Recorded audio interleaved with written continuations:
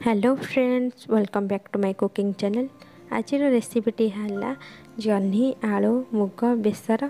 चलते आज देखा मुझे किपरि प्रस्तुत कर जह्नी आलू मुग बेसर तरकारी के अति साधारण भाव में गाँवली स्टाइल रे।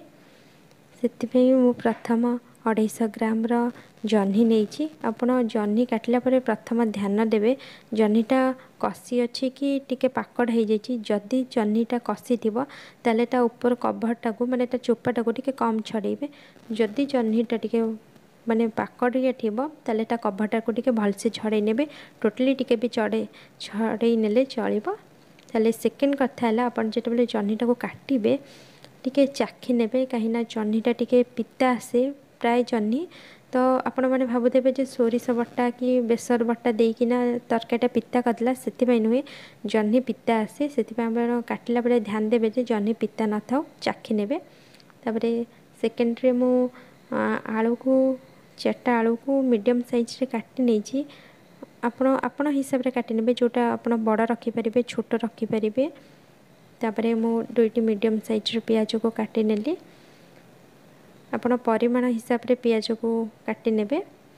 पियाज काटी नेला परे मो मसला पाई सोरिष जीरा रसुण किछि अदा किछि सुखिला लंका को भल भाव में बाटी नेली। आपण बाटिला बेले ध्यान देवे जे भलसे टिके मसला को बाटी नेबे कहीं सोरिषर खंड जमती न रो सोरिषर खंड रहिले तरकारी पिता करनबा। तापरे मु गोटे कढ़ई गरम करी से मु जीरा ऐड करछि किछि हाफ चम्मच। आपण जीरा बदल रे फुटण भी ऐड करि परिबे। तापरे मु काटिक रखिदिबा पियाज को देई नेली। पियाज टिके भल भाव में भाजी होला परे मु काटिक रखिदिबा आलू को भल भाव में पकेइकी भल भाव में गोळेई नेली। गोळेई नेला परे बाटिक रखिदिबा बेसर पानी बेसर को देई नेली।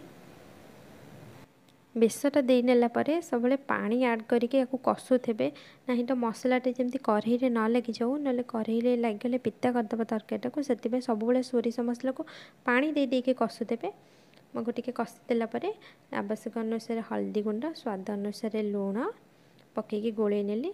तापर मुझे किसी काश्मीरी मिर्ची ऐड करची आपण चाहिए को नहीं पारे एटा न नहीं पारे। मु पूर्वर लंका नहीं मसला बाटी से कम परिमाण में पकेली। तापर मु किछि पानी देके गोले नौची गोले नेला परे भलसे टिके मसलार टिके सोरिष मसलार बास्ना टिके न रहिबा पई कि सेति टिके भलसे मसला को सिझेई देली। कसारे मसला टिके भल भाव सिझी आसला परे मु से काटिक रखिदिबा जह्नी को ऐड कली। जह्नी को ऐड करला परे मु एथरे मुग धोईकिना ऐड करनेली। तापर ताको भल भाव टिके गोळेई नेली। गोळेई नेला परे जह्नीटा को घोरई नेली एथि जे जह्नी रे जो पानी अंश थाए से मरी जिवो। एथि तरकारीटा टिके जो पानी चे लगिवो कि किछि भी से रहिबनी पानी चे किछि भी लागिबनी सेति मु घोरई नेली। आ देखु पारथिबे केते पानी आसुची जह्नी रो। जह्नी रो पानी मरी गला परे मु एथिरे परिमाण हिसाब रे पानी देई नेली। जो मु मुग पकई मुग भी टिके भलसे सिझीज से मुग टिके फाटिला फाटिला टाइप जो सिझीज तरकारी टेस्ट टिके भल आसब। गोटा गोटा थी भल लगे से मुगटा को सब टिके फटेला भाया सिझे ने। आपड़ देखिए मो तरकारी भी प्रस्तुत हो जाए। निश्चिंत या घरे बनइबे आ समस्त को खुआइबा को देवे। केमती लगे निश्चिंत मत कमेंट करेंगे। देखिए मो तरकारी भी प्रस्तुत हो जाए। आपको चाहिए भात रोटी तो पखाड़ सहित सब भल लगे आप निश्चिंत खाइबे। आ केमती लगे मत कमेंट करेंगे। मो वीडियो जो भल लगे लाइक करेंगे शेयर करेंगे एंड सब्सक्राइब करेंगे। Thank you.